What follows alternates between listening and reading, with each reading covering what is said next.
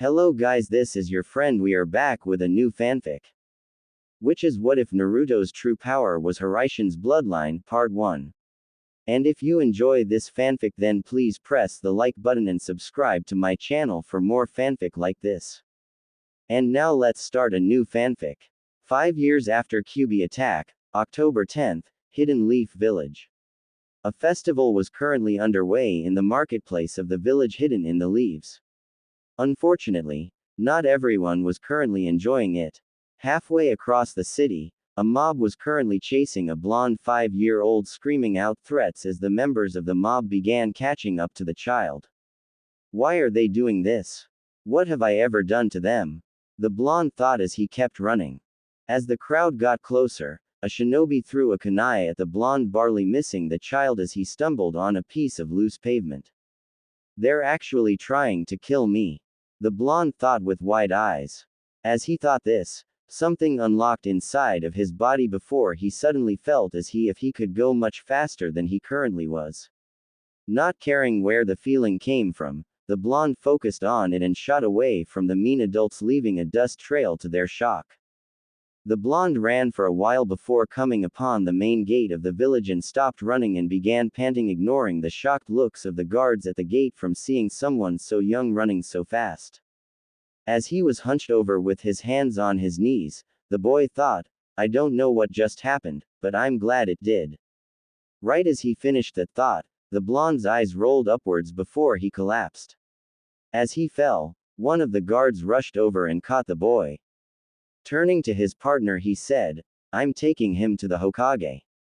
Getting a nod from the other, he put the blonde on his back and began roof hopping to a tower in the distance. Naruto's mindscape. Naruto woke up to find himself in the middle of an intersection in a sewer. Looking around, he thought, great, they still caught me and dumped my body in a sewer when they were done. Now how do I get out of here? That was when Naruto noticed a sound. It wasn't a dripping sound like what you would expect in places like a sewer, although there was that. No, it sounded more like a whooshing sound. If Naruto had to describe it, he would say it sounded like some kind of a giant breathing. Naruto looked down the hall that the breathing sound seemed to come from and shrugged. Might as well go check it out. I've got nothing better to do down here, Naruto said to himself before he began walking down the corridor. A short time later, the hall opened into a huge room with bars at the end that formed a pair of truly massive doors. As he entered and began walking towards the door, a voice called out, stopping him in his tracks, so my jailer finally decides to come see me. Naruto shivered as he heard the voice. Don't ask him how, but he felt like the voice would scare the crap out of anyone who heard it. A large growling sound filled the chamber before the voice spoke again. Child, come closer. Naruto shook his head and said, no offense whoever you are, but I'm not quite sure I want to. There was a loud roar before what could only be described as large claws appeared between the bars, slamming on the ground about 10 feet in front of the terrified blonde who had fallen on his butt with a shout. More growling sounded again as the claws withdrew before Naruto heard, curse this seal. If it weren't for that damnable piece of paper, I would devour you. Hearing that he was safe, although not sure how a piece of paper could hold something that had claws that big at bay, the blonde stood up and called out, who are you? Dark chuckling was his answer before the blonde saw a shape take form in the darkness. Naruto's eyes widened as he saw 9 tails waving in the air. Falling back on his butt again, he started chanting, I'm dead, I'm dead, I'm dead, I'm so dead. The revealed fox roared again and said, shut up, you insect. You're not dead, so stop your useless blabbering. Naruto shook his head and said, I've got to be dead. The 4th killed you. Foolish mortal. No mere mortal could ever kill me. The only thing that pitiful human could do was seal me inside, you pathetic brat. But mark my words, as soon as I can, I'm getting out of this rotten cage, and on my way out I'll devour you. Naruto's face turned from a look of fear to a look of confusion. What do you mean, sealed you inside me? The fox began chuckling darkly and said, tell me, Kit, have you ever wondered why everybody in that god-forsaken village of yours hates you? Naruto nodded before the fox continued, that's because that mortal who you call the fourth sealed me inside you. You aren't dead, this is your mind. The blonde's eyes widened as he tried to process what he was hearing. Then he got angry as everything sunk into his mind as he remembered all the beatings he had received in his short life as well as all of the names he had been called. Standing back up he yelled, you mean to tell me you're the reason my life has been so bad?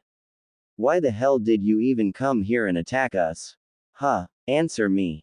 The QB roared again. The roar was so loud it actually sent the blonde flying for a few feet. Do not presume to command me, you insect. I may be imprisoned here, but that does not make me your slave. And as for why I attacked your village, if you must know, I got bored so I went to have some fun. Now get out. A wave of red energy rushed out of the cage and slammed into the blonde, forcing him out of the room and out of his mind. Hokage Tower. Hokage's office. As Naruto came to, he heard two voices talking. I swear Lord Hokage, he had been going Junin level speeds before he stopped. And then once he got to the gate he just fell over out like a light. I see. While I admit that it is hard to believe, why don't we ask Naruto what happened? He seems to be waking up now.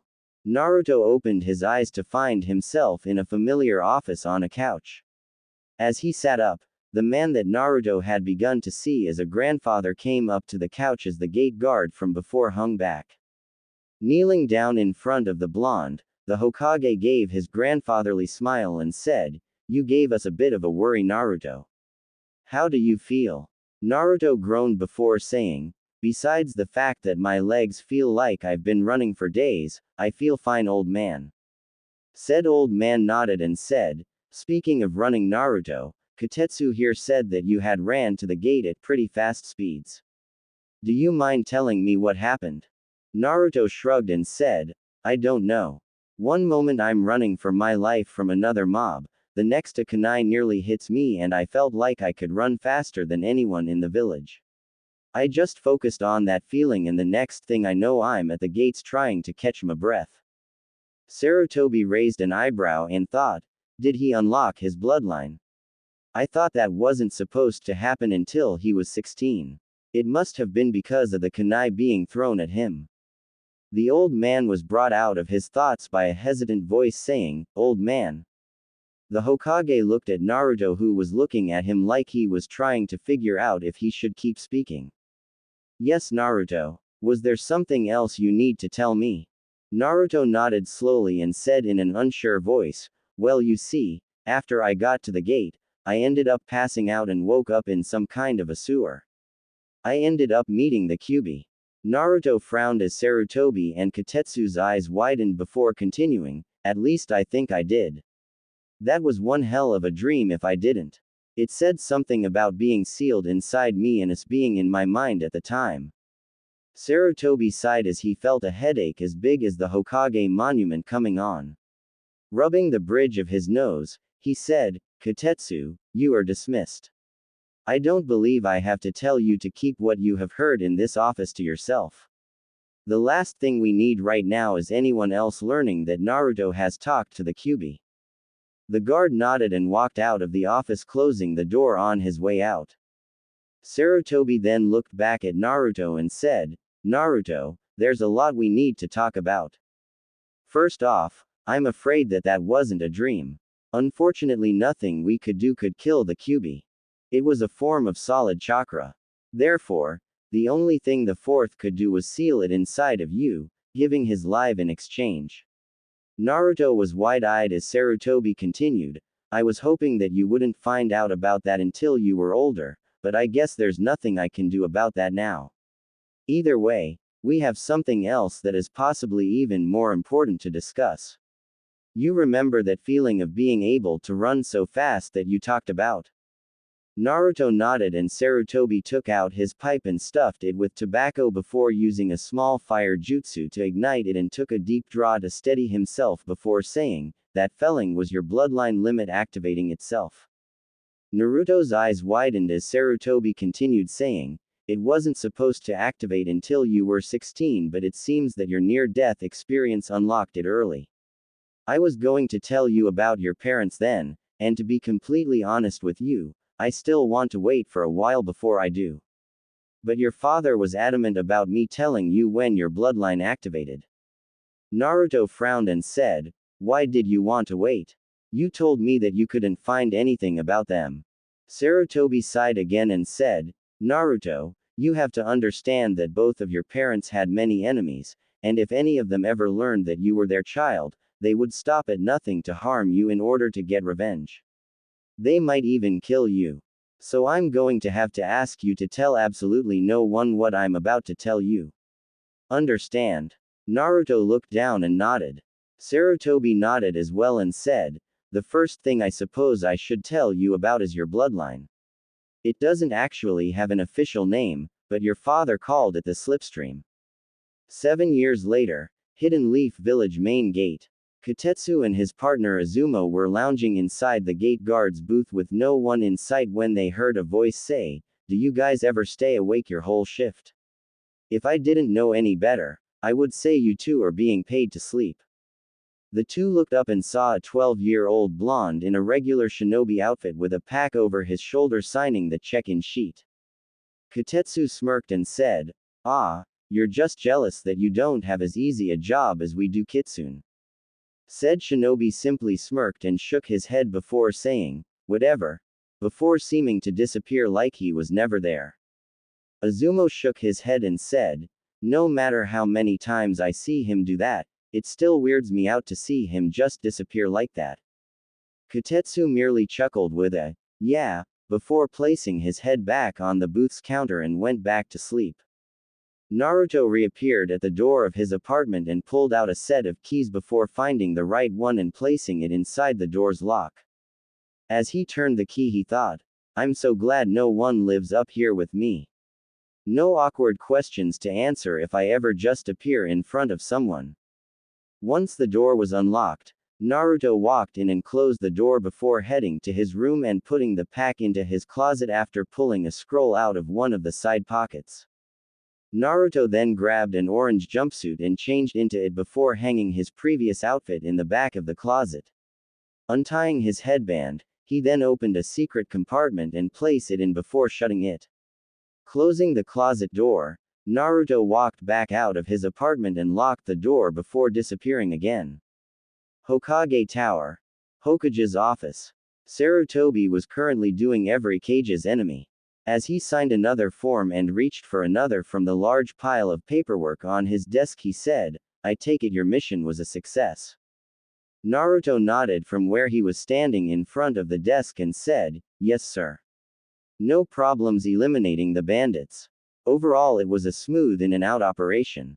My report has the specifics on what was stolen and everything else."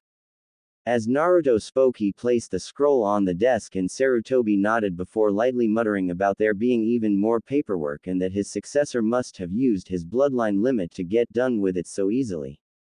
Naruto smiled when he heard this and said, "You know old man, I think I figured out on the way back how he actually did it so fast. And it wasn't his bloodline either." Sarutobi's eyes widened and he said, "Really? How?" Naruto simply made a cross shape with his hands and after a moment Sarutobi's eyes widened further before he began banging his head on his desk saying, "Stupid, stupid, stupid." The door to the office opened and Sarutobi's secretary poked her head in and said, "Sir, is everything all right?" Naruto turned around as Sarutobi raised his head that now had a red mark on his forehead and said, "Yeah Mrs. Reynes, everything's all right." The old man just realized something that he should have figured out a long time ago. Mrs. Reynes nodded, not questioning how Naruto had got in without her noticing, having stopped trying to catch said blonde getting in past her years ago. Smiling she closed the door again and went back to her desk. Hiraishin shook his head free of the cobwebs he had put into his mind and decided to get to other important matters. "So you believe that Mizuki will finally take the bait this year?" Naruto turned back around to look at his leader and nodded saying, "He's getting pretty impatient but he seems willing to wait until after graduation. He probably feels that since it will be 3 times this year that I'll be desperate enough not to ask too many questions. Like they say, third time's the charm. Tell you what though, if he doesn't go for it this time, I say just send him to Ibiki regardless. I don't think I could take another year in there. I can't tell you how many times I wanted to wipe that smug smirk off of the Uchiha's face during our spars. Sarutobi nodded and said, I know it's been hard for you, Naruto. But look on the bright side. We do this right and you most likely won't have to deal with young Sasuke or any of your other classmates for a long time. Naruto nodded again and said, yeah. I'm going to miss Hinata though. She was the only one who was actually nice to me. Tell you one thing though, I'll be glad when I no longer have to act like I'm head over heels in love with Haruno.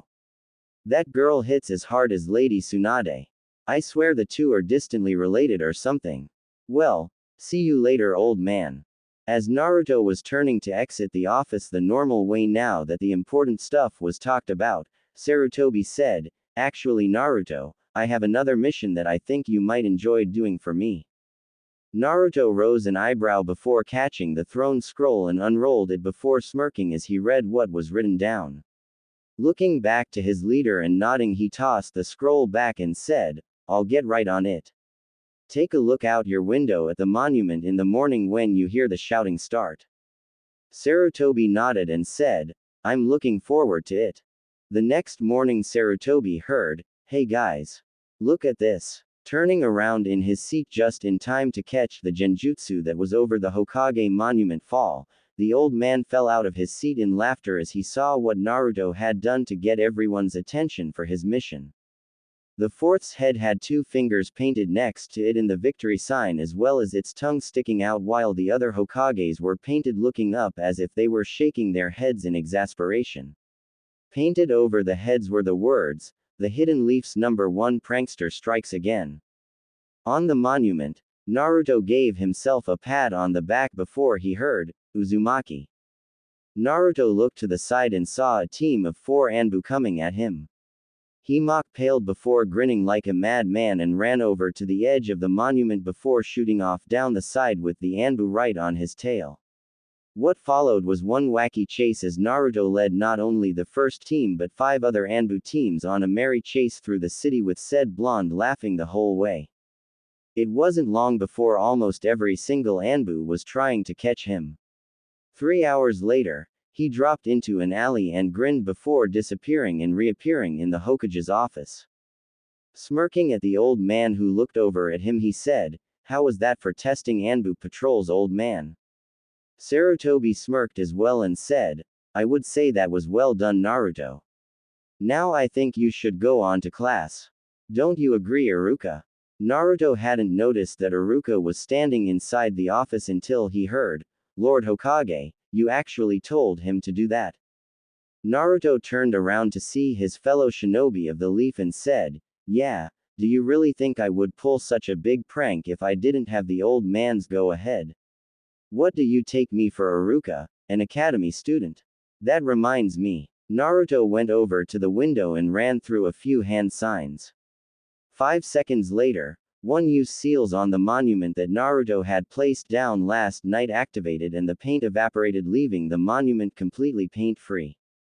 Iruka shook his head at the undercover Junin and thought, I'm getting too old for this.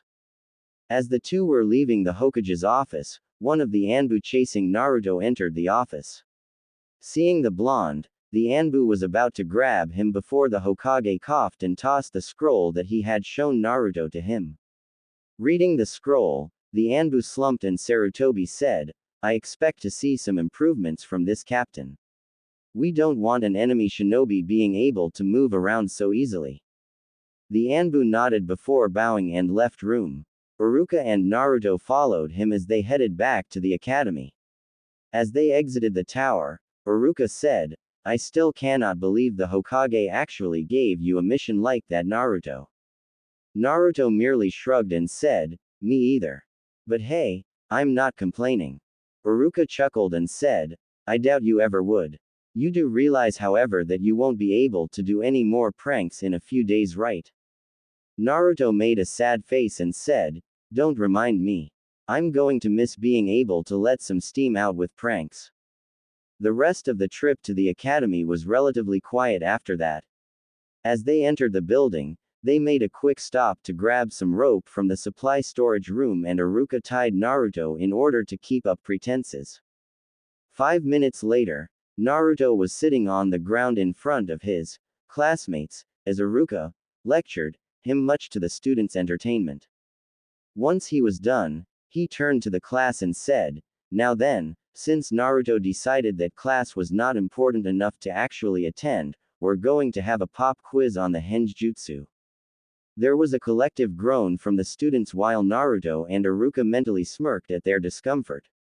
As Iruka untied Naruto and he joined the line, Shikamaru, who was next to him, looked at him and said, this is such a drag.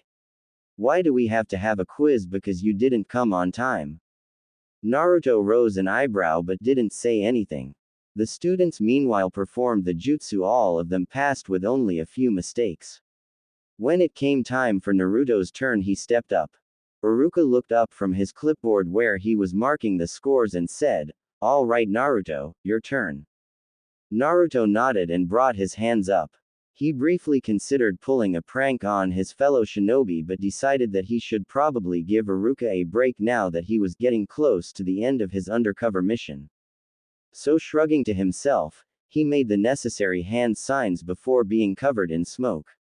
As it died down, a perfect copy of Iruka was standing in front of said teacher.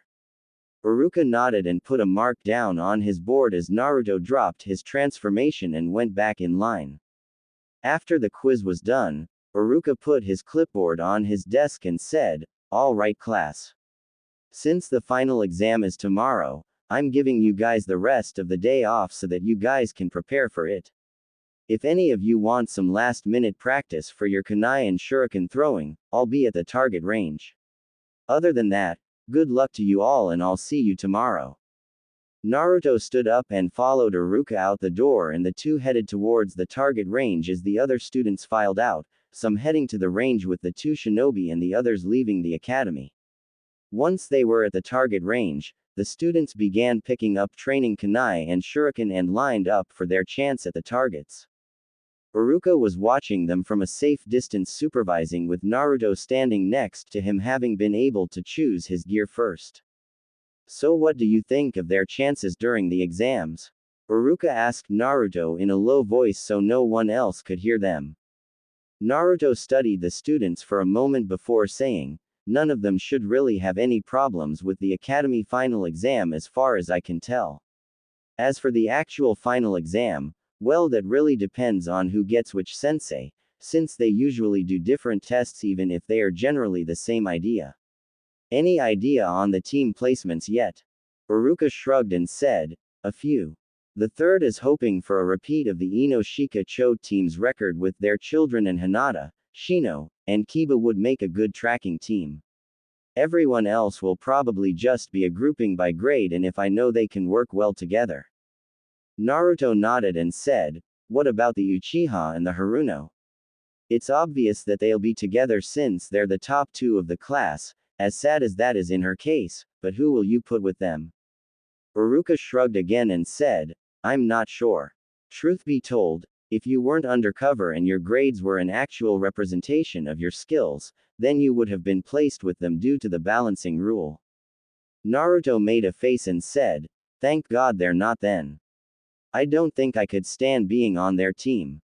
Iruka nodded and continued, "The Hokage said that he would handle it though, so we'll have to see." Naruto nodded before walking over to the line of students and took his turn, making sure to miss every once in a while. Scene change. Ninja Academy day of final exam. Naruto currently had his head on his desk taking a nap as the students were taking their ninjutsu tests. When his name was finally called, Naruto walked into the room where Iruka and Mizuki were. As he saw Mizuki, he mentally sneered and thought, "If this guy doesn't take the bait, I'm still going to bust his Taibiki. Genjutsu on my written, chakra strings diverting my kunai enough to barely hit targets, and whatever he's going to try in here is more than enough to show he's a traitor in my book." Iruka was having similar thoughts about his ex-friend since he had seen the genjutsu when Naruto had turned in his test. Shaking his head of those thoughts, he said, "Okay Naruto, all you have to do is make 3 clones and you graduate."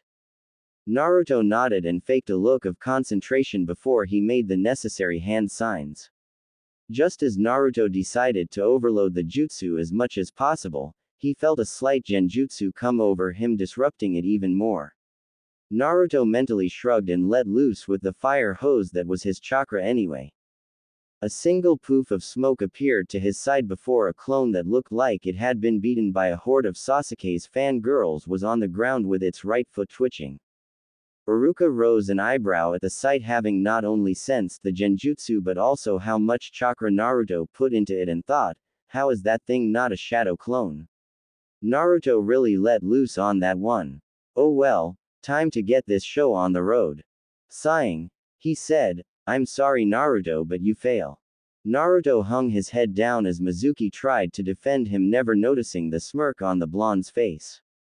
An hour later, Naruto was on the swing in front of the academy watching the students being congratulated by their parents. Feeling a pang in his heart at the sight, he thought, "I wish mom and dad were here." He was brought out of his musings as he heard whispering directed towards him. "He's the only one who didn't graduate. Yeah, well, good riddance. You know that he's the..." "Shish, we're not supposed to talk about that." Naruto mentally rolled his eyes and thought, "Close-minded fools." He then sensed Mizuki's presence and thought, "About damn time. Now let's see if he really took the bait or not." Scene change. Forest outside of the village. Naruto appeared at the designated spot for the transfer with the forbidden scroll on his back. Looking at his watch, he saw that he had 5 minutes before it was show time. Deciding that he wanted an early warning on this one, Naruto crossed his hands and 4 puffs of smoke appeared. As the smoke cleared, revealing 4 copies of himself, he said, "Spread out and hide.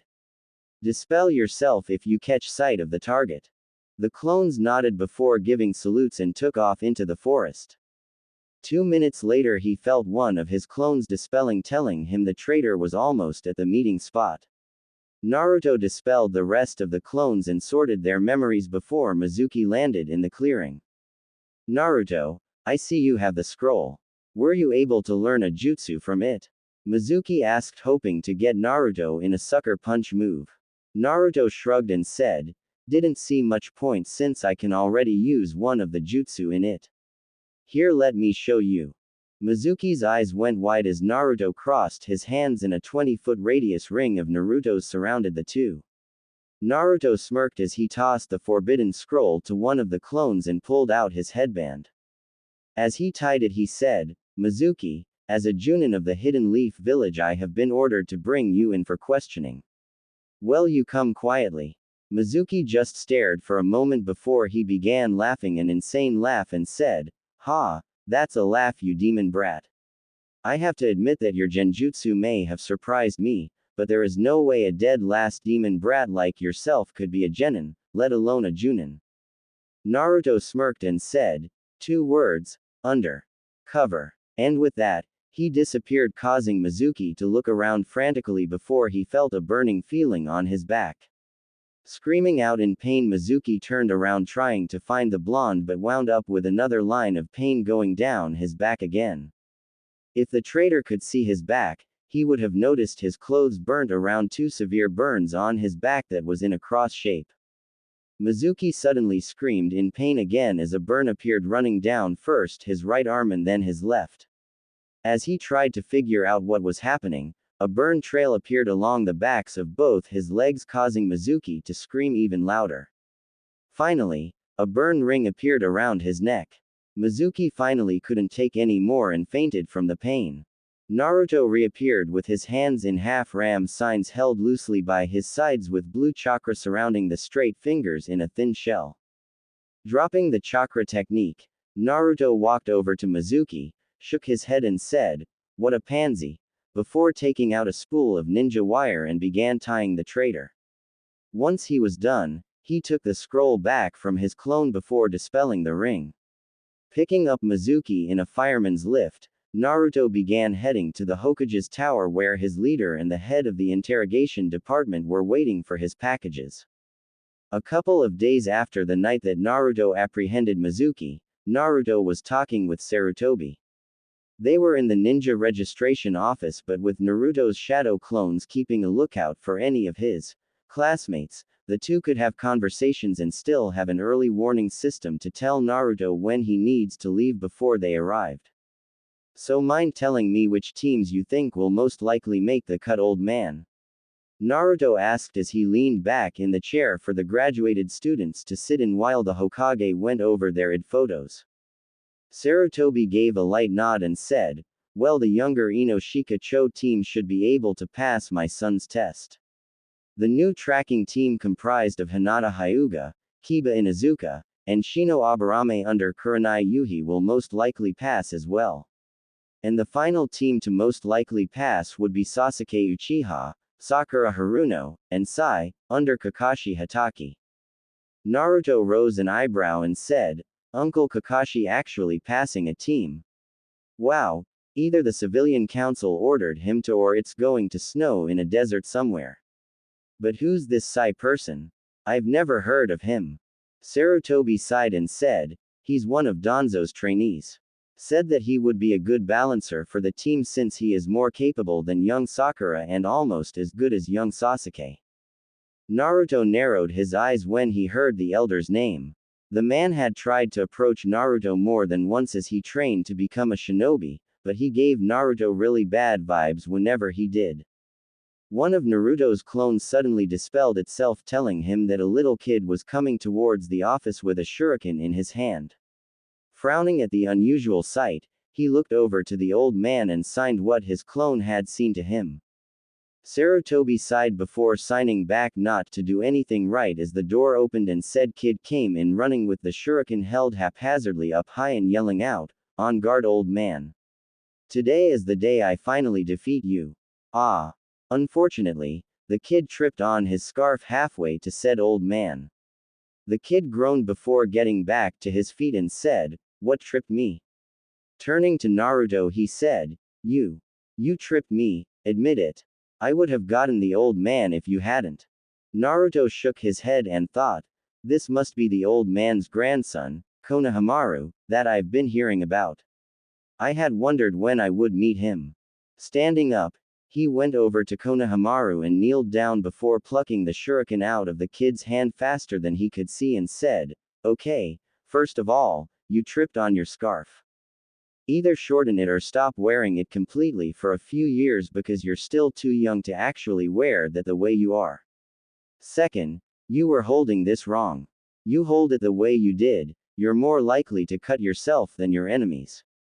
You have to hold it between your fingers. And third, what the heck were you thinking of trying to take on the Hokage with a full-out charge? If you were an enemy, he could just kill you with a focused blast of his killing intent." The kid was staring at Naruto for a moment before he shook his head and opened his mouth to say something when the occupants of the room heard, "Honorable grandson. Are you in there?" A special Junin came in through the open doorway before noticing Naruto crouched down in front of his charge. The man stiffened before saying, "Hello, Uzumaki." Naruto's eyes narrowed slightly at how the man in front of him stiffened but dismissed it and said, "Ebisu. I take it this kid is your charge?" Ebisu nodded and said, "That's right, I have been handpicked by the Lord Hokage to train his honorable grandson." Naruto shook his head and said, "Why does everyone feel the need to call him that? The kid's got a name, it should be used." Ignoring the look he was getting from said kid he said, "If you need me, old man, I'll be at my training field on the monument." Sarutobi nodded and Naruto disappeared, making Konohamaru's eyes widen. Turning to his grandfather he said, "Hey, old man, how did he do that?" Ebisu squawked out something about showing the Lord Hokage proper respect, but Sarutobi just chuckled and said, "Naruto is a very fast person, Konohamaru." Ebisu pushed his sunglasses higher up his nose and said, "Be that as it may, I still think he's too young to be a Junin Lord Hokage." Konohamaru's eyes widened again hearing that while Sarutobi rose an eyebrow and said, there have been others who have become Junin at that early if not earlier in age. Ebisu, Itachi Uchiha and Kakashi Hatake, just to name a couple. Ebisu frowned and said, with all due respect, Lord Hokage, but one of those went insane and killed his own clan while the other has degraded into a perverted delinquent who has no sense of punctuality whatsoever. Sarutobi frowned and said, that's true. He then brightened and said, but I don't think we need to worry about Naruto going down either of those paths. Especially the on-time part. Hard to be late for anything when you can get from one side of the village to the next in less than 5 seconds. Ebisu was about to concede that point when he noticed that his charge had slipped away at some point in time. Looking around frantically, he said, where did the honored grandson go? Sarutobi chuckled and said, I think he went to go find Naruto. He certainly seemed to have made an impression on him.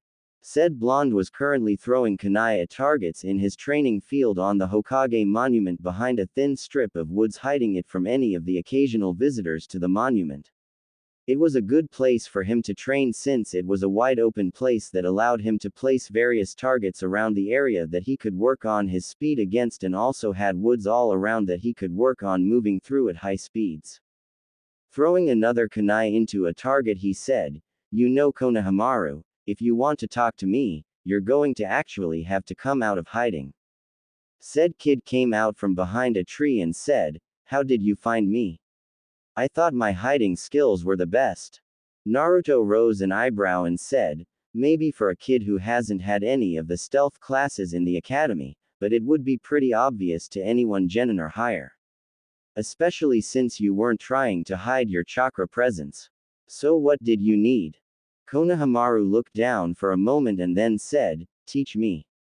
Naruto's eyebrow shot back up and he said, teach you? Why would I do that?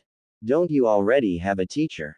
Konohamaru looked him in the eye and said, yeah, but he never teaches me anything. He just keeps saying that if I do what he says that I'll become Hokage quicker. And he never calls me by my name. He just calls me honored grandson just like everyone else. You are the only one besides my family to actually call me by my name.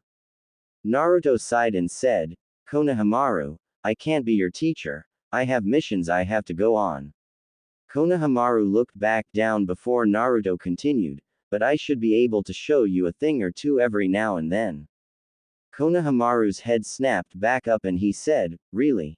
Naruto nodded and said, yup. Why don't we start with something pretty simple?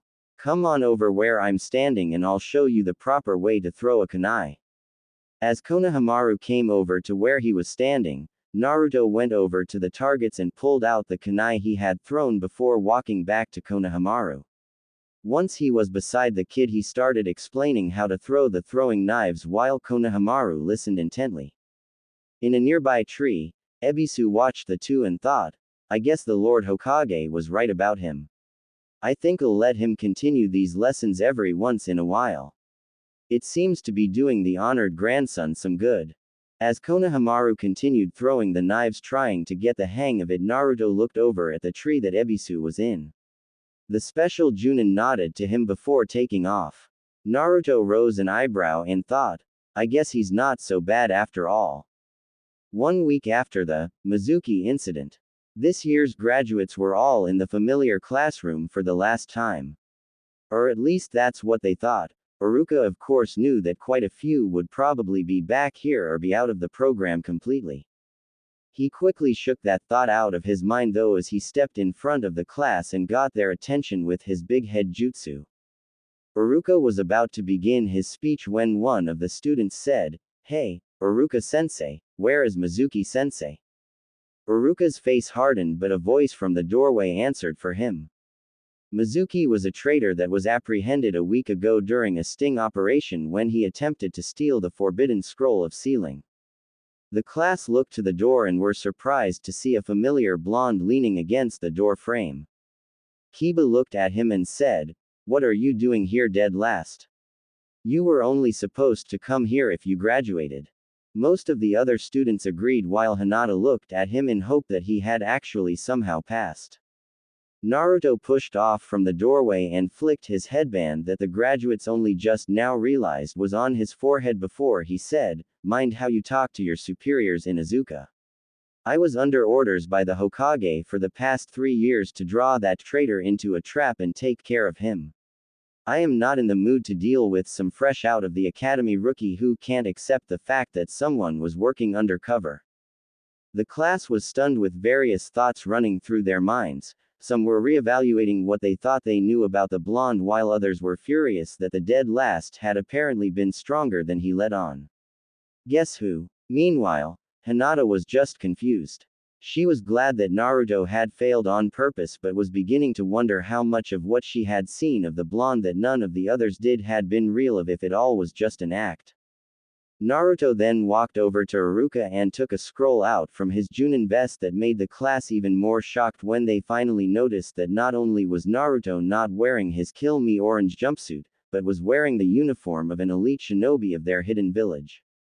Giving the scroll to his comrade, he said, "Here, Iruka, the Hokage wants you to go over this when you have the free time and tell him what you think once you're done." Iruka nodded before he put the scroll in his Chunin vest and said, "Well do. Thanks, Naruto." Naruto nodded before he turned to face the class and gave a quick salute before seeming to disappear into thin air. Iruka chuckled at the dumbfounded looks on all of the students, which snapped them out of their shock and began shouting out questions. Iruka got a tick mark on his head before he performed his patented big head jutsu again and said, "Be quiet. Now then, allow me to explain a few things that are to be expected of you and then I'll get to the teams." 10 minutes later, Hinata was sitting on a bench by herself as she slowly ate her lunch as she tried to make sense of what she and the rest of the graduates had been told before their teams were announced. "Mind if I join you for a moment?" Hinata looked up and saw the blonde that she admired standing in front of her. Her eyes widened before she shook her head with a blush forming on her cheeks. Naruto sat down beside her and sighed and closed his eyes. After a moment he said, "I want to thank you, Hinata." Hinata looked at him in confusion and said, "For what, Naruto?"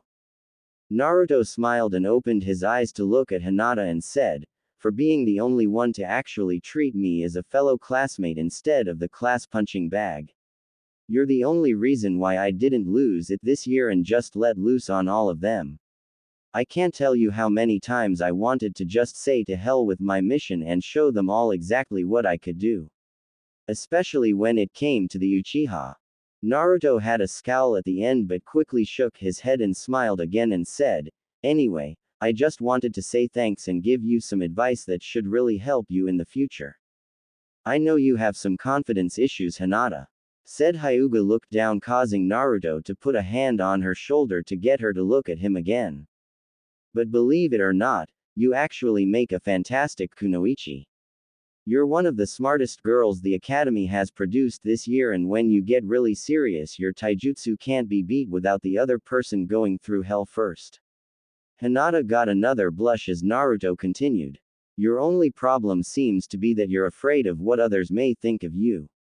Anyway, here's my advice. When you have something that you have to do in front of or for someone, just forget about them." Seeing her confused look, he elaborated, "Forget that anyone is judging you on what you do. Simply focus on the task and do it. Don't worry about what others think about every single thing that you do. It's you who's doing them, not the other people around you. If it pleases them, then that's great, but if not, then it's not the end of the world. You'll just have to try harder next time. Understand?" Hinata nodded and Naruto smiled again before standing up. Turning to her he said, "I need to get going now, but if you ever need some help or just someone to talk to, I'll do my best to be there for you, alright?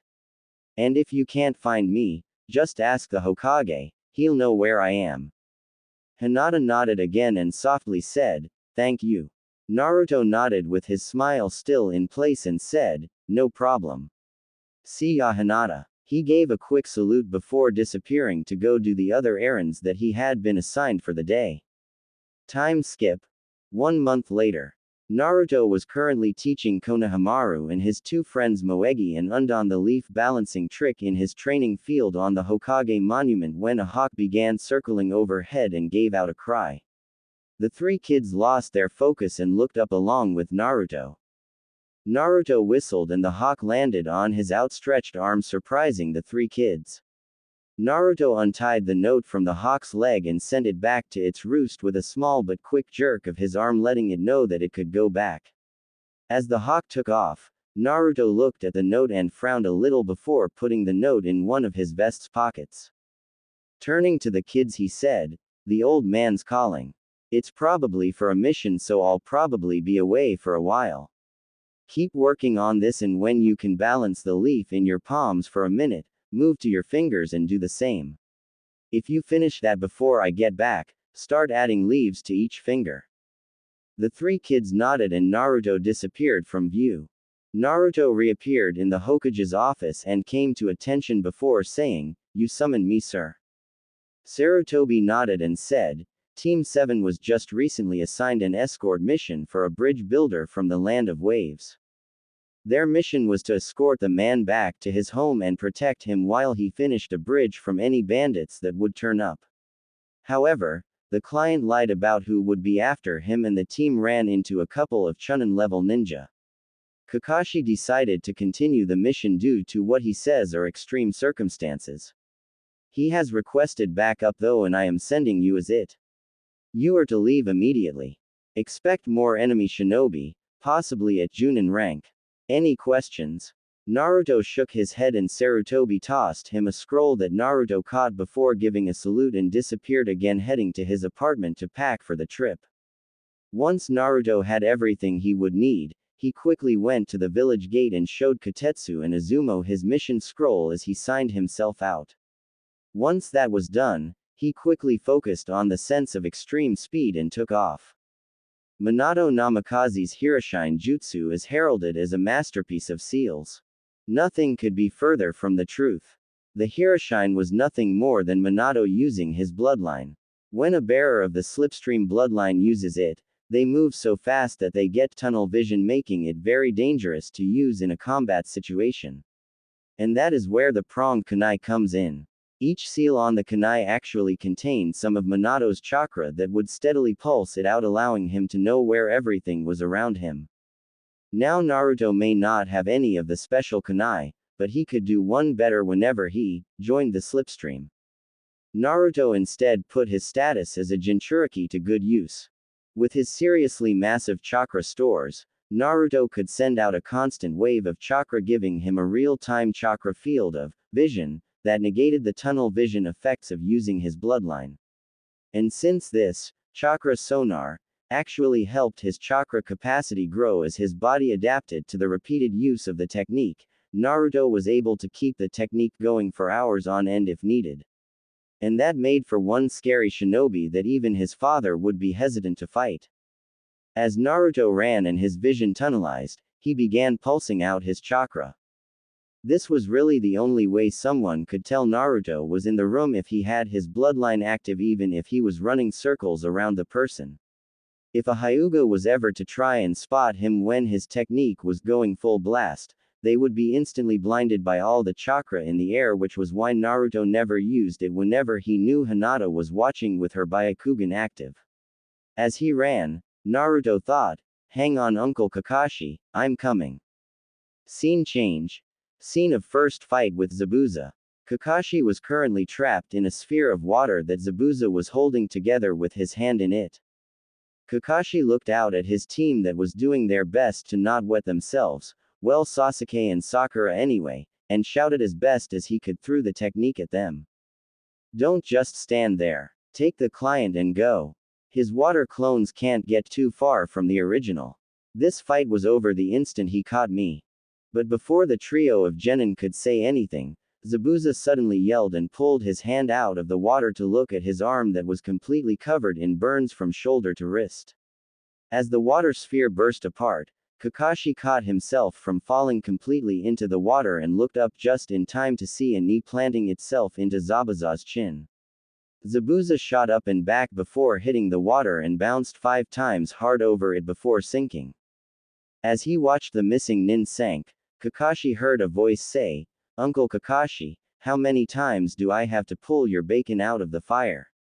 Sakura and Sasuke had absolutely no clue whatsoever what just happened. One moment Kakashi's begging them to take their client and get as far away as possible, the next instant Zabuza lets the technique he trapped Kakashi in drop for some unknown reason and then is sent flying by a familiar blonde who just appeared out of absolutely nowhere. Sai was the only one who had any idea at the moment where Naruto came from and how he had come to be there. After all, he had been informed by Danzo about the blonde. Meanwhile, Kakashi was getting to his feet as Naruto looked over to the side at him and said, "You all right there, Uncle Kakashi?" Kakashi nodded, but before he could say anything, a water dragon formed over where Zabuza had sunk and rushed toward the two. Naruto disappeared and then reappeared on the shore with Kakashi right behind him as the dragon slammed down right where they had been a second before throwing up waves. As they settled, they showed Zabuza standing where they had been. He looked at Naruto with contempt and said, "I'll have to admit that was a pretty good shot, kid. And whatever you did to my arm hurts, but there is no way a runt like you has any chance against me. Still, I'm curious. What's your name, boy?" Naruto smirked and said, "My name is unimportant, browless. I will tell you that my code name is Kitsune. Although others have began calling me the Flash Fire."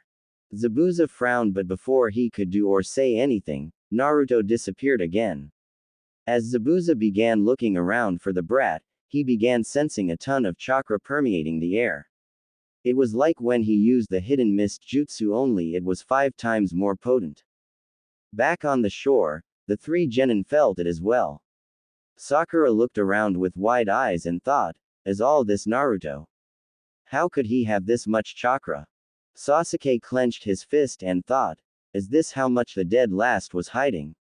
I should have that power, not him." Sai was merely observing to the best of his abilities.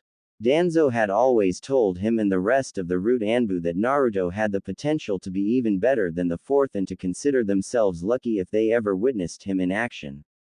Tazuna meanwhile was just trying to figure out how a boy no older than his escorts could just disappear like that. Kakashi was most likely the calmest out of everyone as he simply waited for Naruto to make his move. He was ready to be the backup for his sensei's son if he needed it, but he highly doubted he would.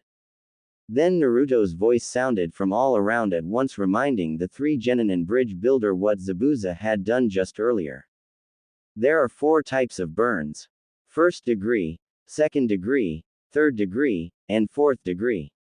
Which burn should I use today?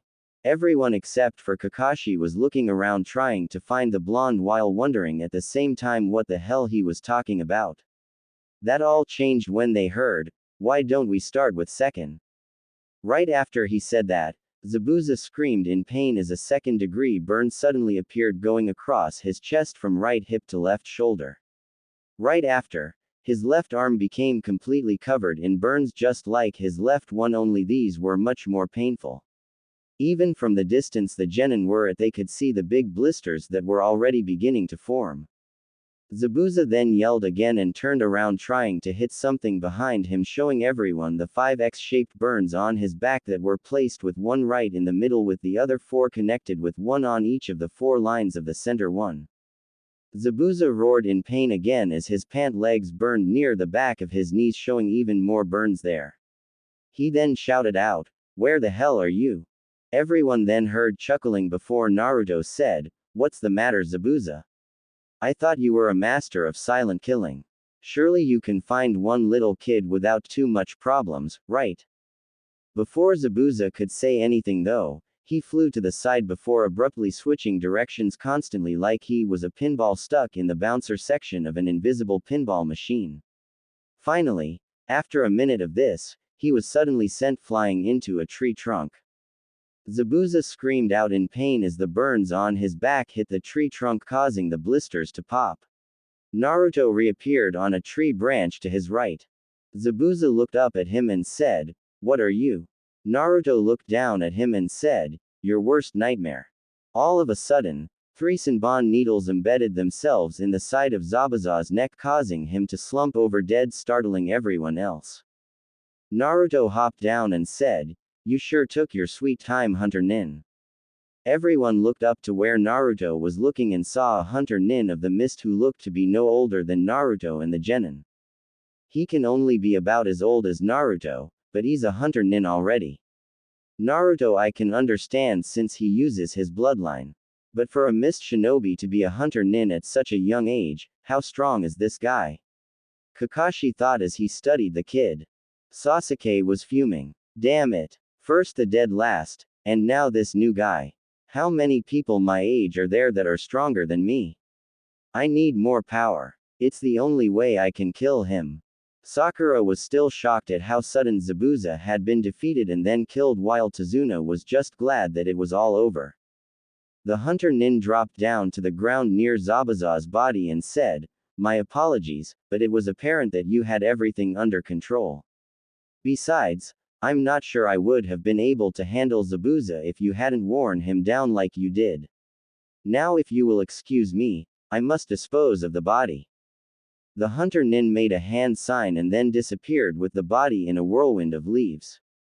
Kakashi lowered his headband covering his Sharingan eye and slumped a little before saying, "I'm glad that's over." Naruto looked over and noticed his uncle's slumped over form and said, "Does that thing still drain you as bad as before, Uncle Kakashi?"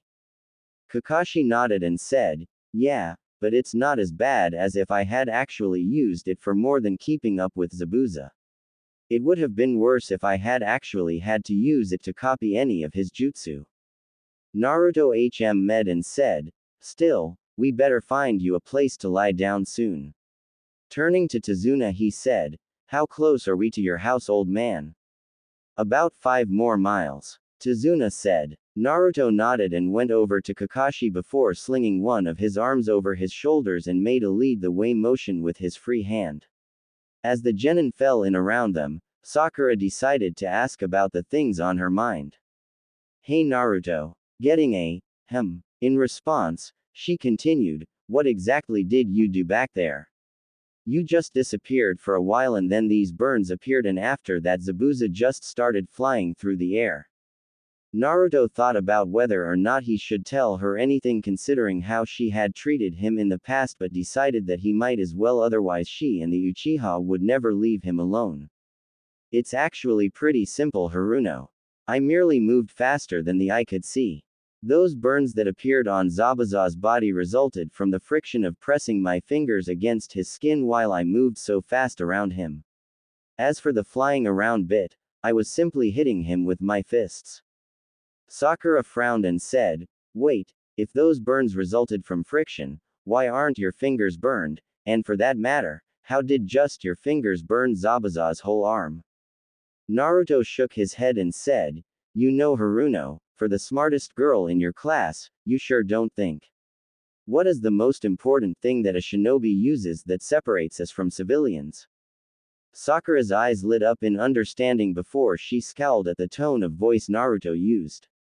She refrained from hitting him though since he was carrying her sensei. Like she could without Naruto allowing it. She then frowned and said, "You still didn't answer the other question." Naruto shrugged and said, "Because it's obvious, Haruno. Instead of just my fingers those 2 times, I simply placed both hands around the arm around the shoulder and rubbed against the entire arm on the way down." Sakura looked down, obviously thinking that she should have realized that. Sasuke meanwhile was trying to glare a hole right through Naruto's back. "Dobi, how did you get so much power?" Naruto glanced back and said, "Watch your tone, rookie. I've been an actual shinobi far longer than you have. That's why the Hokage chose me to go undercover and not you." Sasuke grinded his teeth and said, "Answer me." "Sasuke. That's enough," Kakashi said, finally entering the conversation. He looked over his shoulder at the genin and continued with a glare, "I will not have you disrespect a Junin of our village. Am I clear?" Sasuke glared at his teacher but finally ground out a, "Yes, sensei." The rest of the way to Tazuna's house was pretty much quiet after that. Once at the house, Tazuna knocked on the door. It opened to reveal a woman who was definitely pretty. Smiling, she hugged Tazuna and said, "Dad, you made it back all right." Looking at the shinobi, she said, "Are these?" Tazuna nodded and said, "Yes. These are the shinobi that I hired." The blonde was sent as reinforcements, and I must say I'm glad he was. Sasuke scowled at that but wisely stayed silent while Tazuna's daughter smiled at them and said, "Thanks for keeping Dad safe. I know he can be a handful sometimes." She ignored the, "Hey," from her father and continued, "My name's Tsunami, by the way." Naruto rose his hand and Tsunami shook it as he said, "Naruto Uzumaki, Junin of the village hidden in the leaves. The man currently on my shoulder is Kakashi Hatake, the same. Behind me are Sasuke Uchiha, Sakura Haruno, and Sai Genin of the village hidden in the leaves and Uncle Kakashi's team." Tsunami rose an eyebrow at the word uncle, and she wasn't the only one. Sakura had been wondering why Naruto had called her sensei uncle when he first arrived but had forgotten to ask him about it since she was more interested in finding out how Naruto had did what he did during the fight. "Uncle, you two don't look related," Tsunami said. Naruto chuckled and said, "Oh, we're not. Not by blood anyway. I guess you could say he's a family friend of mine. Now I don't mean to be rude, but if it wouldn't be too much, could we lie him down somewhere? He drained himself pretty badly during the last fight." Tsunami shook her head and moved to the side and said, "Of course. Sorry about that. Just put him upstairs in the guest bedroom." Naruto nodded and entered the house followed by the others. The genin sat themselves around the living room once they entered, leaving Naruto by himself as he helped his mentor up the stairs to the guest room. Once there, Naruto gently laid Kakashi down on the bed before going to the door and making sure that they were alone. Finding no one coming up the stairs, Naruto closed the door and placed a privacy seal on it before turning back to Kakashi, who had been watching him. "So you figured it out as well?" Kakashi said in a serious voice. Naruto nodded and said, "Yeah. That hunter went right for the neck with those needles of his. Less muscle there to get in the way of a pressure point shot. How long do you think we have?" Kakashi thought and then said, "At least a week. That's how long it will take him to recover from the fake death state. Maybe a little more if they try to fully heal the burns you gave him." Naruto frowned and said, "I shouldn't have played around with him. I should have just stabbed him in the heart when I first got here." Kakashi shook his head and said, "We both know that you hate taking a life so carelessly. And there's nothing we can do about it now but prepare for them. We're going to have to get the genin up to speed. We should probably teach them tree climbing." Naruto's eyes widened and he said, "You haven't taught them that yet. What have you been doing for the past month?" Kakashi frowned and said, "Trying to get them to work as a team. What's the point in teaching them high-class moves and jutsu if they wind up not caring if they hit their teammates or not? You've never had problems working with others, but with them, they can't even agree on who cleans up what part of a park." Naruto sighed and said, "I see. Well, in that case, I don't really blame you. I guess while you're teaching them, I'll guard Tazuna. Get some rest, uncle. We can tell the rooks tomorrow." Kakashi nodded and Naruto turned around and took down the privacy seal before stepping out the door. Closing it softly, he walked down the stairs and entered the living room. Sakura looked up as he came in and said, "Naruto. How is sensei?" Naruto shrugged and said, "He's fine, Haruno. A little tired, but nothing that a good night's rest shouldn't cure. Make sure you guys get a good night's rest tonight as well. I know for a fact that Kakashi is going to give you guys some hard training tomorrow.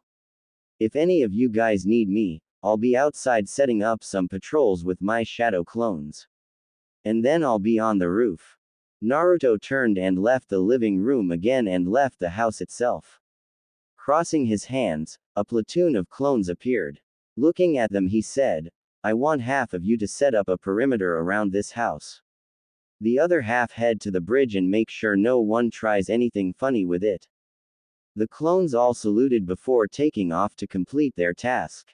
Naruto then turned towards the house and jumped up onto the roof and settled down. The next morning, Kakashi joined everyone at the table for breakfast. As he sat down, he said, "Guys, there's something important that we have to tell you." The three genin looked at Kakashi and Sakura said, "What is it, Kakashi-sensei?" "Zabuza's alive." Everyone but Naruto gaped at him. Sakura was the first to recover and said, "Hey, are you sure, Kakashi-sensei?" Kakashi nodded, but it was Naruto who answered. The hunter nin used Senbon needles. They're highly accurate and the hunter shot for the neck. There are certain pressure points on the body that will put someone in a death-like state. And the neck has the least muscles that would interfere with hitting those points. Add to the fact that the hunter moved the body when he was supposed to destroy in right where it was, and you have a fake hunter nin working with Zabuza. Sasuke scoffed and said, "And you call yourself a Junin? You couldn't even catch a fake in the act." Naruto rose an eyebrow and said, "Well, I didn't see you doing anything, Uchiha. And besides, even if I attacked that hunter, if it had been a real one, what do you think the repercussions would be for our village? Kakashi and I had to take that chance or risk a war between the leaf and mist. So why don't you keep your mouth shut, since you obviously have no idea what you're supposed to do in that kind of situation?" Sasuke glared and was about to say something when Sakura shouted out, "Don't talk to Sasuke-kun like that," and tried to hit Naruto. As the fist came towards him, the two disappeared and then reappeared against a wall with Naruto's left wrist pressing her throat in and a kunai in his right hand holding her chin upwards. Naruto glared at Sakura as the kunoichi stared in shock and horror. Naruto then growled out, "Listen, Haruno, and listen good. Your dear Sasuke isn't the top dog, and he never was. You all think he's someone special and call him a genius, but guess what? He's not a genius, he's just a regular Uchiha who hasn't even activated his Sharingan yet. The only Uchiha genius that the Leaf Village produced was his brother Itachi, and he never relied on his Sharingan to copy other people's jutsu like the rest of that band of thieves. And if you ever try to attack one of your superiors again, I will write you up so fast the Hokage will get paper cuts from it. Am I clear?" Sakura nodded as much as she could with a kunai under her chin, and Naruto released her. Turning around, he saw Sasuke glaring at him and he said, "The same goes for you as well, Sasuke. We aren't in the academy anymore. Get your act together or leave the program. We don't need upstarts like you trying to prove you're better than everyone else." Turning to Tazuna, he said, "I'll be waiting outside to escort you to the bridge." The old man nodded and Naruto walked out. As he left, a small boy came downstairs rubbing one of his eyes from sleep before looking around at the expressions on everyone's faces and asked, "What's going on?" Kakashi shook his head and said, "Oh, nothing much. Just a little dispute." He then stood up and said, "Sakura, Sasuke, Sai. Finish up your breakfast and then meet me outside. We have to get you guys as up to speed as possible for when Zabuza comes back in a week." Sakura looked at him and said, "But Kakashi-sensei, what could we possibly do in a week that will prepare us to fight Zabuza? We couldn't do anything last time." Kakashi merely smiled and said, "You'll see." 15 minutes later, Tazuna and the rest of the people working on the bridge were staring as a shadow clone was reporting to Naruto with the rest of the clones spread out along the bridge, keeping an eye out for anyone trying to harm the bridge. "All quiet. Nothing to report, sir," the clone said as it gave a salute to its creator.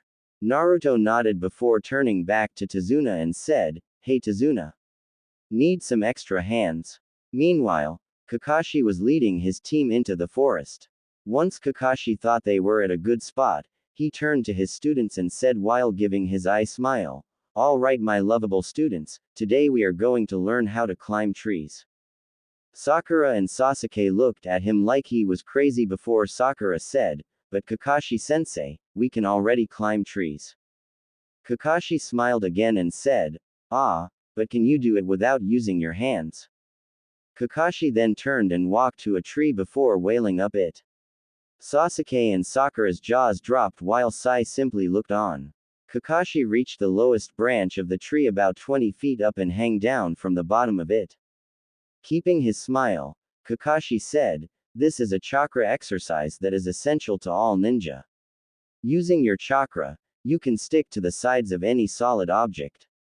You must focus your chakra to your feet to stick to the surface. Too much and you will blast yourself off. Too little and you will slip off. Kakashi reached into his kunai pouch and threw 3 kunai on the ground in front of his 3 students' feet and said, you should use those to mark your progress. I'd suggest getting a running start. Sakura and Sasuke got determined looks as they picked up the kunai while Sai simply bent down to pick his up. The 3 then focused on separate trees and took off at them at a run. Sasuke made it up about 10 steps before the bark suddenly splintered and Sasuke launched himself back as a small crater the size of his foot and half an inch deep appeared. As Sasuke backflipped and landed in a crouch, he thought, so it's an exercise of balance. Too much chakra and you push the object away from you. Too little and you don't stick. This is easy. Sasuke looked up, his eyes widened when he saw that Sakura was on a branch at the same level as Kakashi. What are you doing on the ground, Les? Sasuke's head jerked to the side and his eyes virtually bugged out when he saw that Sai was on a branch of his own about 10 feet above Sakura's position. Sakura's file said that she had perfect chakra control. And I imagine that Danzo had made sure Sai was as capable as possible. Sakura meanwhile was shooting a glare and shouted out, don't insult Sasuke-kun. So much for the heir of the most powerful clan of the Hidden Leaf Village. It seems like Sakura and Sai are a bit better at this than you are. Kakashi said, trying to motivate Sasuke. Sasuke growled before rushing the tree again. Scene change. Tizuna's bridge 30 minutes later. The bridge was buzzing with activity as the workers worked beside some of Naruto's clones. Each worker had a clone to help him who was being taught how to do what they were doing. The general plan was that since clones were only made out of chakra, they could continue working when their teachers were taking a lunch break while said teachers could watch and correct if they had to. That way they could get an extra hour in building the bridge but still leave at the usual time. Naruto had briefly considered making more clones when the workers were done for the day with the sole purpose of carrying on for the night, but Tizuna shot the idea down, stating that even if the clones learned how to do everything perfectly, he and the other workers would have to check each section they built, and if any of them weren't up to spec they would just have to tear them down, which would be a waste of materials. Naruto conceded the point, though he did say that he would keep those clones around at night again to guard the bridge, since Gato might just decide to try and blow the bridge up and be done with it. Tizuna had paled at that and readily agreed that it would be a good idea. That night at dinner, Naruto was sitting next to Tsunami's son Inari when Team 7 came in the house with the 3 genin in various states. Sakura came in looking absolutely exhausted, but other than that fine. Sai looked like he had done nothing more than have a light jog for about an hour. But it was Sasuke's appearance that nearly made Naruto laugh. He was covered in scuff marks and looked about ready to collapse. You guys have fun? Naruto asked with a raised eyebrow. Sai didn't say anything and instead just sat down and began eating while Sakura groaned in response before following suit. Sasuke glared at the blonde before following suit, causing Naruto to chuckle.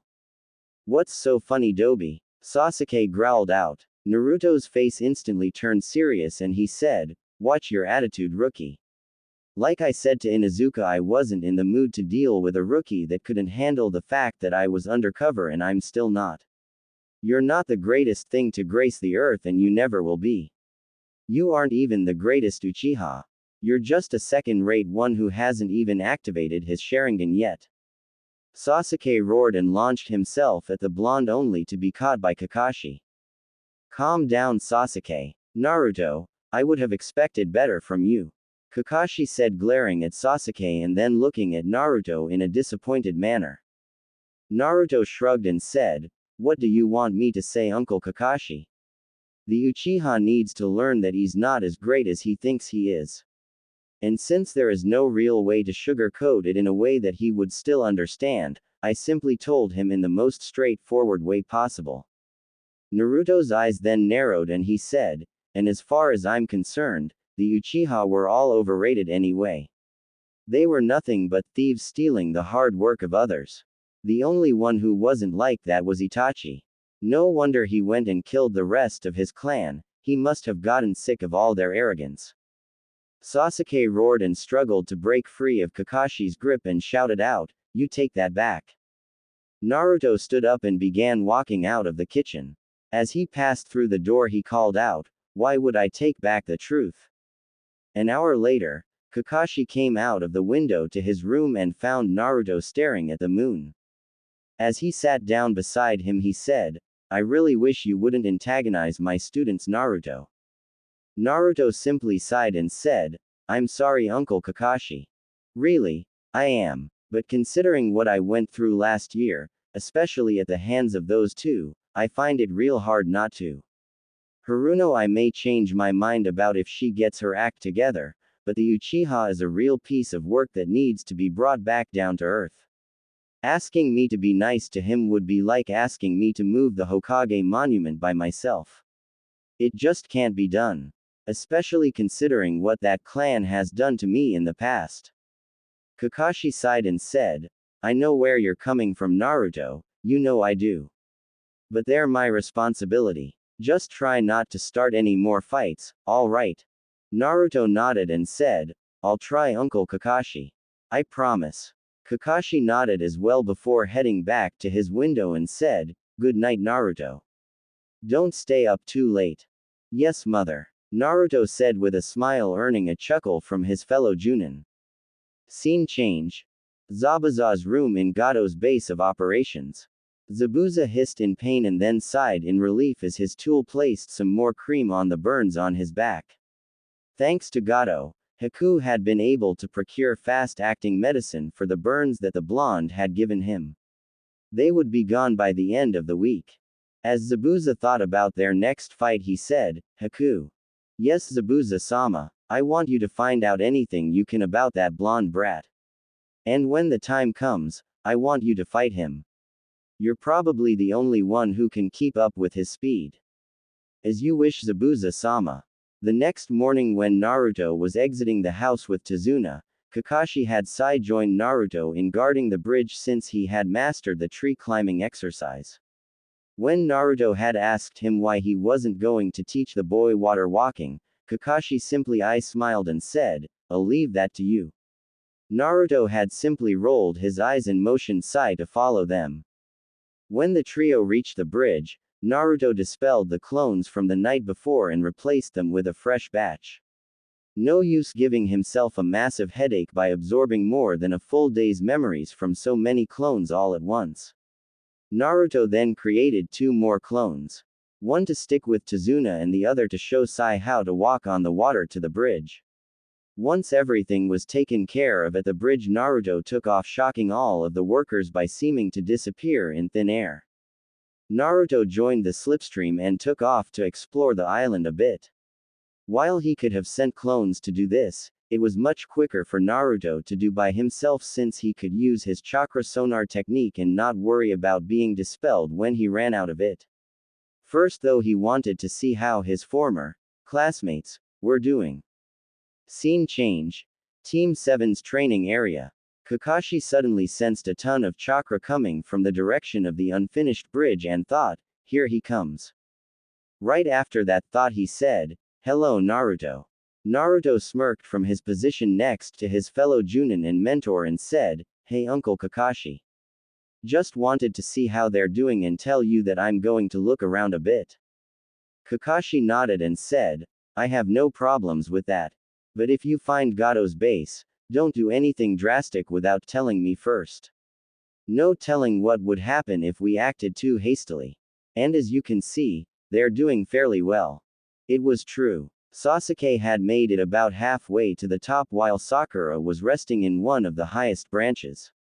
Naruto nodded before he gave Kakashi a salute and took off again. True to Kakashi's prediction, Naruto had found Gato's base. As he studied the base from a high tree branch wondering if he should go ahead and scout it, he spotted a figure that looked like a boy his age exiting the ramp and entered the woods. Deciding to follow the boy, He dropped down from the tree and began following him using his high Junin stealth to follow him without chakra. He had a theory who the boy was and it would do him no good to tip off the kid by using chakra if he was right. Following the boy to a field where he began picking herbs, Naruto considered his options. He could either confront the guy now and possibly save himself the trouble of having to fight both him and Zabuza at once at a later date. He could just leave the boy alone and hope for the best, something that Naruto really did not want to do. Or he could try to learn as much as he could about the boy. Naruto then remembered Kakashi's order. Even though the two were both Junin, Kakashi had superiority out in the field due to him having been a former Anbu captain before he left and became a regular Junin. Deciding that his third option was still within his order's parameters, Naruto moved around the clearing to make it seem like he came from the village. Once he was in place, Naruto began walking into the clearing. The boy quickly caught sight of him and Naruto noticed the boy almost imperceptibly stiffening when he saw who it was, confirming to Naruto that he was aware of who he was facing. Naruto put on a warm smile and said, "I must admit, I wasn't expecting to find someone way out here." The boy smiled as well, though Naruto noticed most of it didn't reach his eyes, and said, "Well, this is the best place to find the herbs that I need." Naruto nodded and said, "True. Some of these herbs are pretty good for medicine. Take this one for example." He bent down to pick up a herb he recognized and said, "This one is a good one for treating the pain that comes from first and second degree burns if mixed with a couple of others and turned into a paste." The boy eyed his head and said, "You seem very knowledgeable about them." Naruto chuckled and said, "I had to be. I can't tell you how many times I've burned myself." The boy rose an eyebrow and said, "Really? You don't look like you've been burned often." Naruto smirked and said, "And you don't look like you're actually a boy with that pink kimono, but we all like to hide certain things from others." The boy stiffened just a little and said, "Yes, that's true." Naruto then shook his head and said, "Where's my manners? I'm Naruto." The boy gave another one of those smiles that didn't quite reach his eyes and said, "Haku." Naruto nodded and said, "So, you collecting these for someone who needs them, or are you like me who likes to have some handy in case of emergencies?" Haku looked hesitant before he said, "These are for someone that's a precious person of mine." "Tell me, Naruto, do you have anyone that is precious to you?" Naruto eyed his head trying to figure out where the boy in front of him was coming from, but said, "Yeah, I've got a few." Haku smiled again, and this time it did meet his eyes as he said, "Then you must be truly strong, for I believe that it is only when you are protecting something that is precious to you do you become truly strong." Naruto smiled and said, "A good thing to believe." He then frowned and said, "Unfortunately, I know one person who would not agree. His whole clan was killed and he's obsessed with revenge. All he cares about is getting stronger and he thinks that everyone else is just dragging him down." Haku frowned at this but shook it off and said, "Maybe he will come to his senses someday." "Yeah, maybe," Naruto said softly before seeming to brighten up a bit. Smiling at Haku, he said, "Well, I better get going, see ya Haku." And with a two-fingered salute he turned around and disappeared, making Haku go wide-eyed. As Haku recovered from his surprise, he thought, "I hope I can match his speed when the time comes." As Naruto ran, he thought, "Now that is one interesting kid." Naruto and Sai were seated next to Tazuna and Tsunami as they ate their dinner waiting for the rest of Team 7 to come in from training. Inari sat across from the two nin glaring at them as he ate. Hearing the door open, Naruto sent a quick chakra pulse that was so small, only a sensor could sense it if they weren't right next to the blonde. Sai rose an eyebrow as Naruto went back to eating, unconcerned with whoever was coming in. Sai understood why as Kakashi walked in with a slightly exhausted Sakura and a moderately tired Sasuke following him. As the three sat down, Kakashi turned to Naruto and said, "So how did Sai do?" Naruto shrugged and said, "About as well as can be expected. He got the concept almost instantly, but as we both know, it takes more than that when it comes to walking on any kind of liquid. Kakashi nodded as Naruto continued. He was able to stand after about half an hour, but it took him a bit longer to learn how to walk around a bit without sinking. He still can't do it while fighting though, so we'll have to work on that tomorrow. Kakashi nodded before he began eating. Turning to the other two genin, Naruto rose an eyebrow and said, "And how are you two doing?" Sasuke glared at him while Sakura hesitantly said, "I pretty much have it completely mastered. Right now Kakashi-sensei has me running up and down as many times as I can to build up my chakra reserves. And Sasuke-kun is a little over 3/4 of the way to the top." Naruto nodded as Sasuke sent Sakura a glare for telling the blonde that he still felt was a dead last, that he hadn't reached the top yet. "Why do you even bother?" Inari asked as he glared at them all. "Come again?" Naruto asked as he took another bite and swallowed before looking at Inari in curiosity. "I said, why do you even bother? It's not like it will help you when Gato comes to kill you all. You're just wasting your time. Gato is invincible and nothing you do will stop him. You don't even know anything about us or this village, and yet you come prancing in so happy and carefree, not knowing anything about pain, and you make me sick." "Inari," Tsunami said sternly before a raised hand from both Kakashi and Naruto stopped her from berating her child. Naruto shot a questioning look to Kakashi, who nodded, answering the unspoken question. Naruto then turned back to Inari and said, "Inari, don't talk about what you don't know as if you do. You say we don't know anything about what pain is, but in reality, compared to some of us at this table, you don't even know the meaning of the word." Inari glared, but before he could open his mouth, Naruto continued. "Let me guess. You probably lost someone to Gato, right? Most likely your father or someone who was like one to you, since it's only you, your mother, and your grandfather living here, and that picture on the wall looks like a person has been ripped out of it. Well, let me tell you something, you only lost one person, but Uncle Kakashi lost not only his father, but his two teammates and his teacher as well. The Uchiha kid here lost his entire clan in one night. And I've had it even worse. I've seen the dark side of humanity, and let me tell you, it is not pretty. I grew up an orphan the day I was born.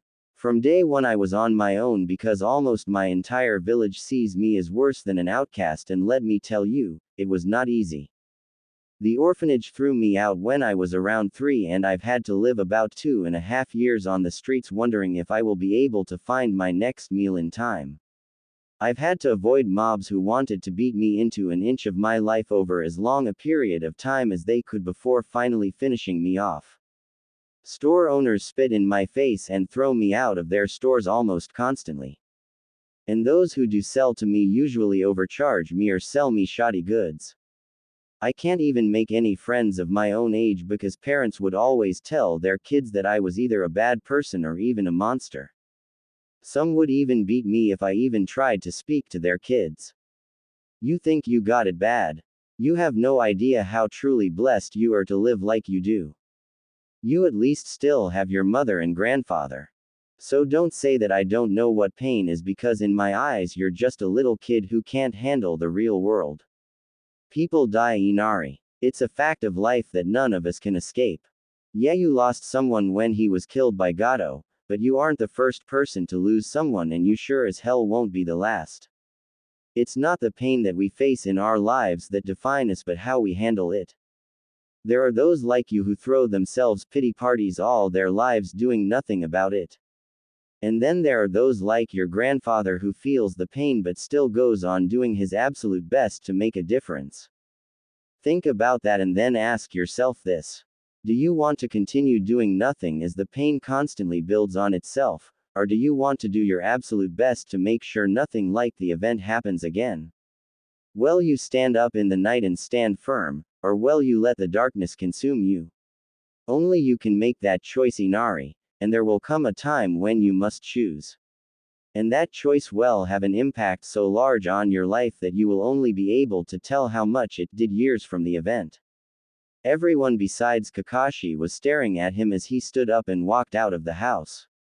Kakashi nodded as he sighed and said, He's had to grow up faster than anyone else in his generation.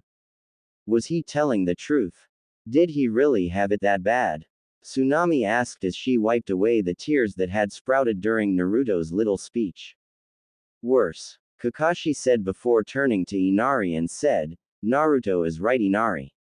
Everyone feels pain at some point in their life, but it's how you handle it that shows what kind of person you really are. Kakashi then stood up and went up the stairs to the room he was sharing with the other males. As he did, Sakura and Sasuke pondered what Naruto told them since they had no idea how rough his life had been. The only thing that they had seen when they saw Naruto had been the smiling idiot who was always claiming that he was going to be Hokage.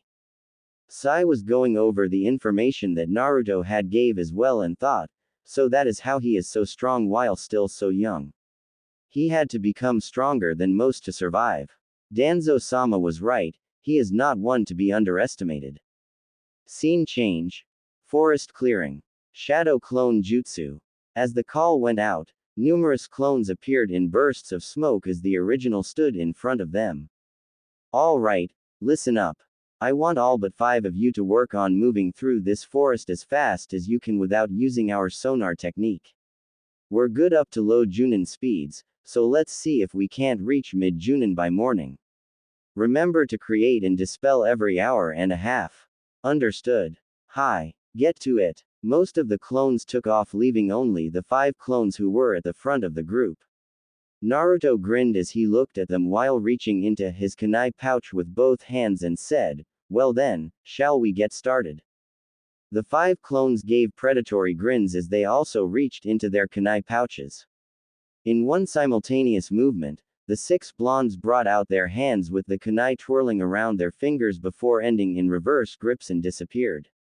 For the next 3 hours, the only thing that the clones working on nighttime travel without the sonar technique could hear was one practically continuous sound of metal against metal. Scene change. Tazuna's house. The next morning, everyone was seated at the kitchen table eating breakfast except for one blonde. Sakura glanced at the empty seat that had a plate placed in front of it before turning to her teacher and said, Kakashi-sensei, don't you think one of us should go looking for him?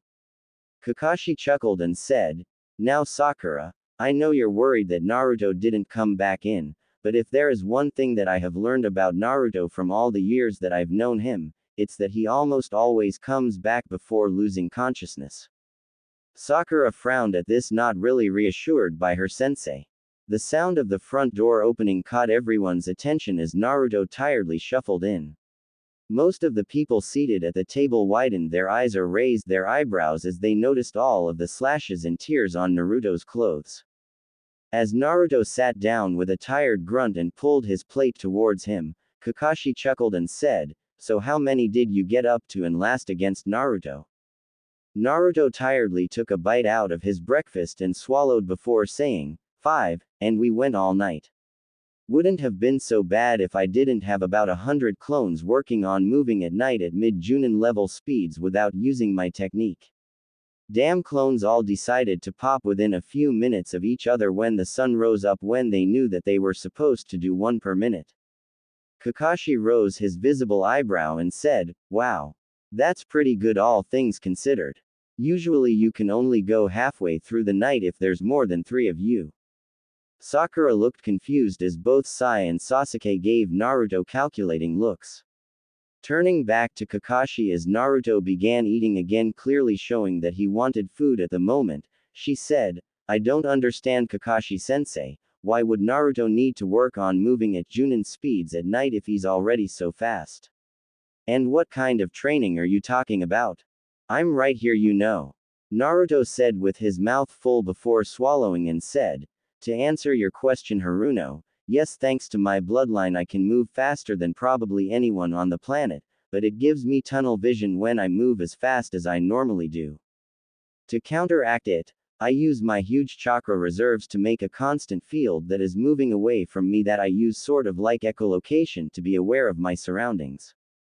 However, if I ever fight that way with a Hyuga or a Uchiha with their dojutsu active, it would effectively blind them for a while if not permanently, since they can see chakra. So I have to work on not relying on the technique so much when I move. As for the training I myself did, I merely went against 5 clones and we fought as fast and hard as we could all night while we had joined the slipstream. Does that answer your questions?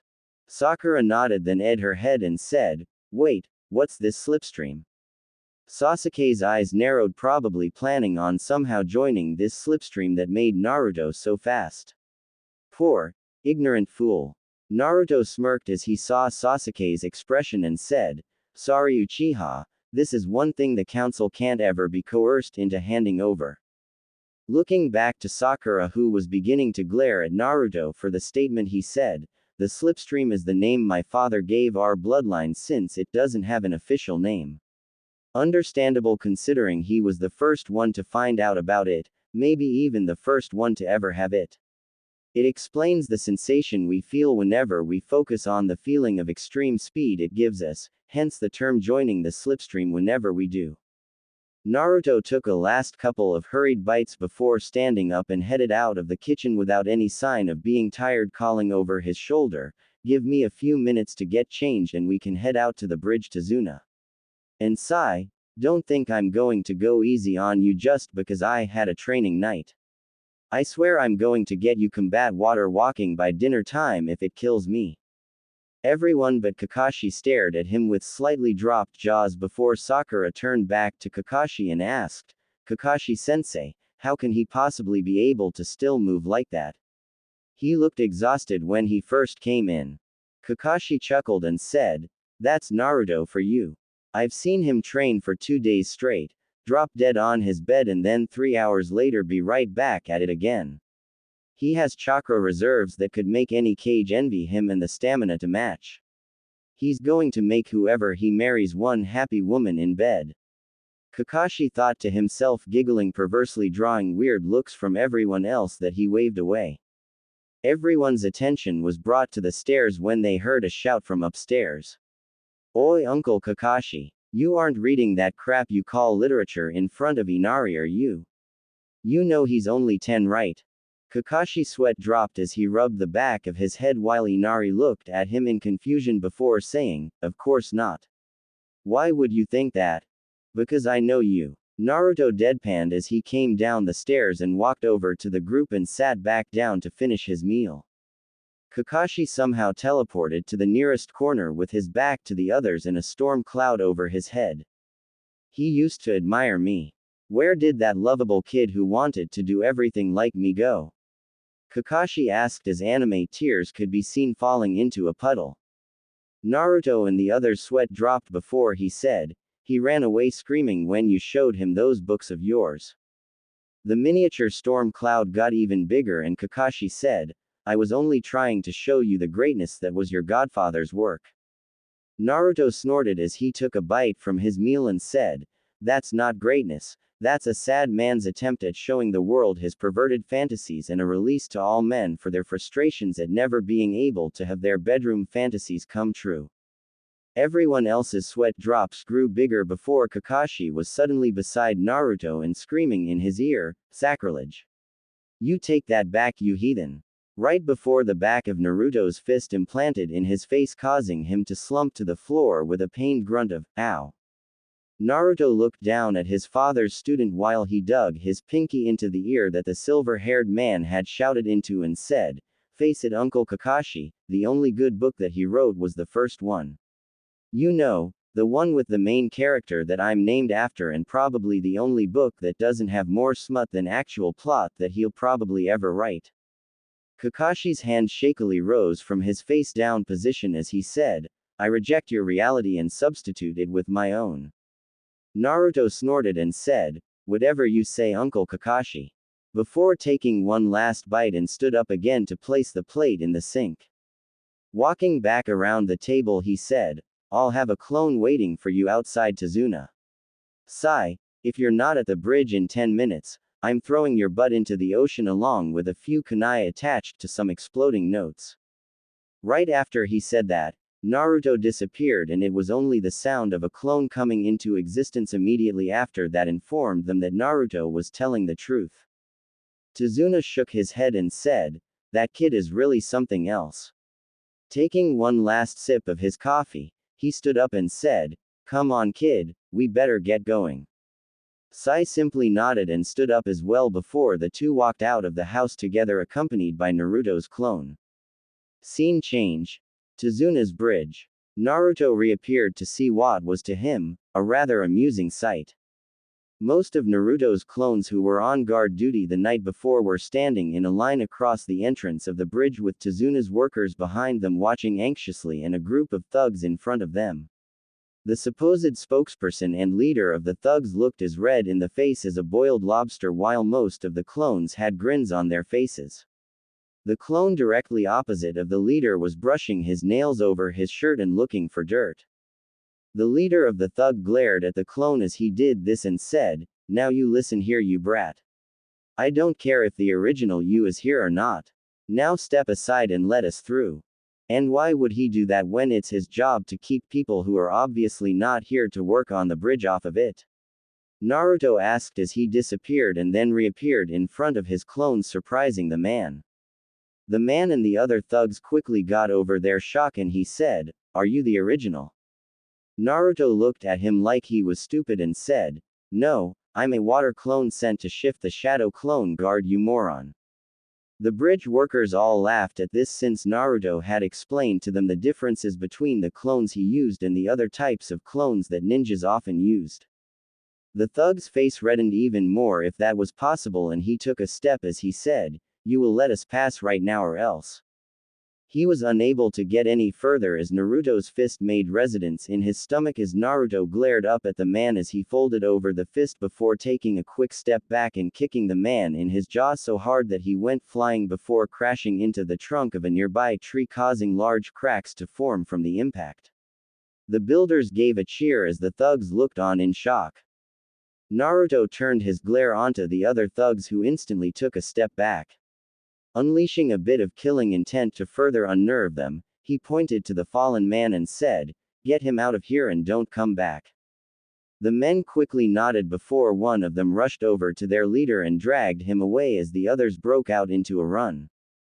Sighing as he watched the men flee, Naruto dispelled the clones before making a fresh batch to help the workers.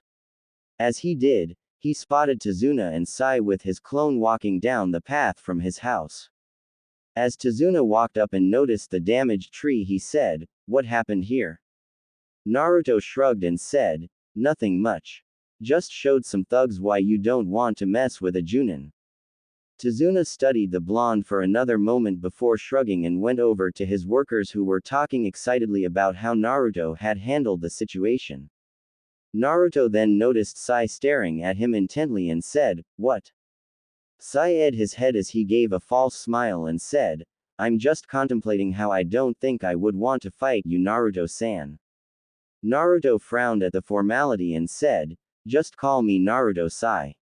And why would you have to fight me?" Sai made a motion of his shoulders that might have been intended to be a shrug and said, "You never know," before walking down to the water and stepped onto it trying to get the hang of moving around on the liquid surface. Naruto and the clone traded looks before simultaneously rolling their eyes and heading to their respective charges for the day. The rest of the week passed quickly and quietly. Sai had mastered combat water walking to a point that he could spar with Naruto for about 30 minutes by the end of the week. Sakura had joined them 2 days after the day Naruto beat up the thug leader when Kakashi judged her ready to learn the next exercise and be able to do it for more than 10 minutes at a time. She took to it just as fast as she did tree climbing but had to near constantly walk around the surface of the water to get her chakra reserves even higher. Sasuke had joined them a day before Sakura but was still the slowest at learning it, taking him until the end of the very last day to get up to combat level, making the emo even more broody than normal and giving Naruto headaches every time he demanded to be taught a jutsu or something instead. Now it was the night before they were expecting Zabuza to show up. Following Kakashi's advice, Tazuna had already told the workers to not show up the next day and the genin were showing signs of nervousness and anxiety. Well, Sakura and Sasuke were. Sai looked as cool as he always did, but Naruto blamed that on the route training he had been given. After dinner, Naruto had taken Inari outside and the two were now sitting on a dock looking out across the water. As the two stared at the reflection of the moon with their knees to their chests, Naruto glanced over at Inari and reached into his kunai pouch. Handing the throwing knife to the kid who looked at him in curiosity, he said, "Here, use this if things get rough tomorrow. I'll leave some clones that should handle anyone who gets close, but it's always better to have a backup plan. Make sure you keep that on you at all times, alright?" Inari nodded and accepted the blade, staring at it for a minute before putting the blade in his pocket. As he stared out at the water again, he said, "Thanks, Naruto." Naruto rose an eyebrow and said, "For what, Inari?" Inari looked back at Naruto and said, "You were right. I've been nothing but a big baby ever since I lost Dad. But now I plan on changing that." Naruto smiled and ruffled the younger boy's hair and said, "I'm sure you will, Inari." Scene change. Next day, Tazuna's bridge. As the Leaf Nin along with Tazuna came upon the bridge, they saw mist that was thicker than usual clinging to it, blocking their view of the end of the bridge.